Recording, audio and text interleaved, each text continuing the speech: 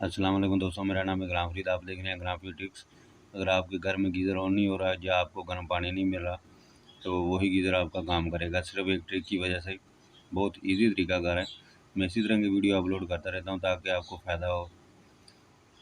अगर मेरी वीडियो अच्छी लगती है प्लीज़ इसे लाइक और दोस्तों शेयर ज़रूर कर दिया करें।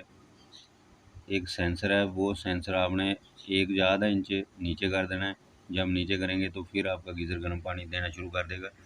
इसका मसला ये होता है, वजह ये होती है कि दूसरा या तीसरा फ्लोर होगा, उस जगह पे पानी कम आता है, इस वजह से ये गीज़र गर्म पानी नहीं करता।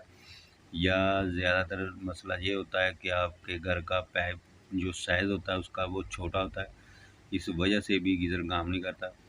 उस मसले का हल मैं आपको बता रहा हूँ। अगर आपका गीज़र ऑन नहीं हो रहा, गर्म पानी नहीं दे रहा, तो आपने ये आपके सामने राइट साइड पे जो वाल होता है उसके नीचे ये सेंसर लगा होता है। इस सेंसर को आपने आधा इंच या 1 इंच नीचे कर देना है। इसकी एडजस्ट आपने कर लेनी है जी।